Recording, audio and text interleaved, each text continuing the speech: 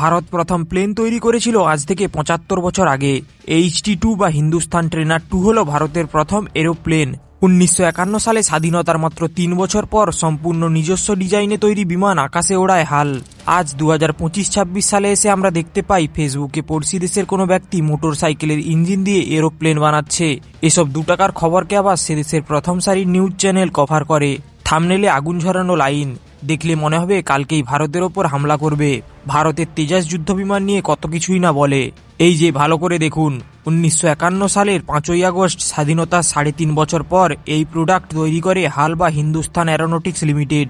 কিছু দেশের জন্মের আগে থেকে ভারত বিমান, ট্যাঙ্ক, মিসাইল বানিয়ে আসছে। ব্রিটিশ আমলের টাইগার মথ ট্রেনার বিমান অবসরে পাঠিয়ে ভারত নিজের তৈরি ট্রেনার বিমান সার্ভিসে আনে। HT-2 যে সময় তৈরি করা হয়েছিল তখন প্লেন তৈরি করা এখনকার মতো এতটা সহজ ছিল না। ৬ বছর আগে শেষ হওয়া দ্বিতীয় বিশ্বযুদ্ধে কিছুটা একই রকম প্লেন ব্যবহার হয়েছিল বোমা ফেলার জন্য। বিখ্যাত ভারতীয় অ্যারোনটিক্যাল ইঞ্জিনিয়ার বিষ্ণু মাধব ঘাটকে এই বিমান ডিজাইন করেছিল। ১৯৫১ সালে যেহেতু আকাশে ওড়ে, তাই ধরে নেওয়া যায় স্বাধীনতার পরের বছর ১৯৪৮ সাল থেকেই এই প্লেন বানানোর প্রস্তুতি নিচ্ছিল ভারত।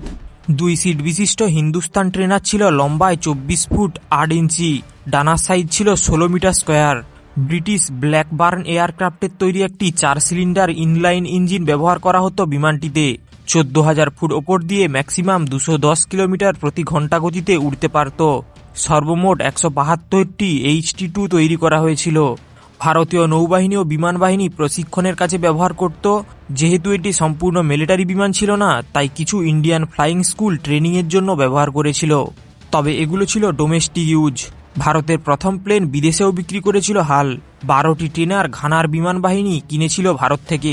অর্থাৎ শুধু তৈরিই করেনি, সাকসেসফুলভাবে প্রোডাকশন করে দেশের চাহিদা পূরণ করতে সক্ষম হয়েছিল এবং বিদেশেও এক্সপোর্ট করেছিল। এটাই শেষ নয়, হাল লাগাতার বিমান বানিয়ে যাচ্ছিল। হাল পুষ্পক ১৯৫৮ সালে আকাশে ওড়ে। এটা ছিল মোনোপ্লেন। ১৬০-এর বেশি প্লেন ভারতীয় ফ্লাইং ক্লাবে ব্যবহৃত হয়।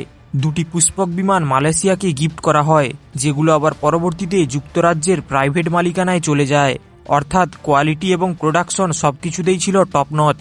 এখন যে চীন পৃথিবীর দ্বিতীয় অর্থনীতির মালিক, তারা তখন গৃহযুদ্ধে ব্যস্ত ছিল, তাই আশেপাশের কোনো দেশই তখন ভারতকে টক্কর দিতে পারছিল না। ১৯৬০-এর দিকে হাল ৭৪৮ প্যাসেঞ্জার প্লেন তৈরি শুরু করে, যেটা ছিল ব্রিটিশ হকার ৭৪৮-এর লাইসেন্স প্রোডাকশন। এতক্ষণ তো বললাম ট্রেনার আর ইউটিলিটি প্লেনের কথা, এবার আসি আসল ফাইটার জেটের কথায়। ১৯৬১ সালে ভারত প্রথম ফাইটার জেট তৈরি করে। HF-24 মারুত। এটা ছিল সোভিয়েত ইউনিয়নের পর এশিয়ার প্রথম জেট ফাইটার। হ্যাঁ, জাপান, চীন, কোরিয়া সবার আগে এশিয়াতে জেট ইঞ্জিন চালিত বিমান তৈরি করেছিল ভারত। কথা ছিল আমেরিকান জেনারেল ইলেকট্রিকের J79 ইঞ্জিন ব্যবহার করবে, কিন্তু শেষ মুহূর্তে এসে আমেরিকা ইঞ্জিন দিতে মানা করে দেয়। HF-24 মারুতকে ডিজাইন করা হয়েছিল ইন্টারসেপ্টর ফাইটার হিসাবে, যার গতি হতো ম্যাক 2 এর কাছাকাছি এবং প্রধান কাজ হতো এয়ার টু এয়ার কম্ব্যাটে শত্রু দেশের বিমান ভূপাতিত করা। এরকম একটা শক্তিশালী বিমান ইঞ্জিনের অভাবে শেষ পর্যন্ত ফাইটার বম্বারে পরিণত হলো। আসলে আমেরিকান ইঞ্জিন না পেয়ে ব্রিটিশ ব্রিস্টল সিডলি আরফিয়াস নামের এক টার্বোফ্যান ইঞ্জিন ব্যবহার করে। বিমানে ব্যবহার করার কথা ছিল J79 after burner turbojet engine, কিন্তু ব্যবহৃত হচ্ছিল বিনা আফটার বার্নার যুক্ত টার্বোফ্যান ইঞ্জিন। তাই মারুত কখনো ম্যাক 2 গতিতে পৌঁছতেই পারেনি। ধীর গতির বিমান হওয়ায় এটিকে ফাইটার বম্বার হিসাবে ব্যবহার করে বিমান বাহিনী। ১৯৭১ সালে পাকিস্তানের ওপর গ্রাউন্ড অ্যাটাকে ভালো সফলতা পায় মারুত। রাজস্থানের লোঙ্গেওয়ালা উল্লেখযোগ্য উদাহরণ। সর্বমোট ১৪৭টি বিমান বানানো হয়েছিল, যা ১৯৮০ থেকে ১৯৯০-এর মধ্যে অবসরে পাঠানো হয়। ভারতের বিমান তৈরির ইতিহাস অনেক বড়। স্বাধীনতার পর ২০টির বেশি বিমান তৈরি করেছিল হাল অজিত, হাল দীপক, হাল কিরণ, এরকম প্রচুর সাকসেসফুল বিমান সার্ভিসে রয়েছে।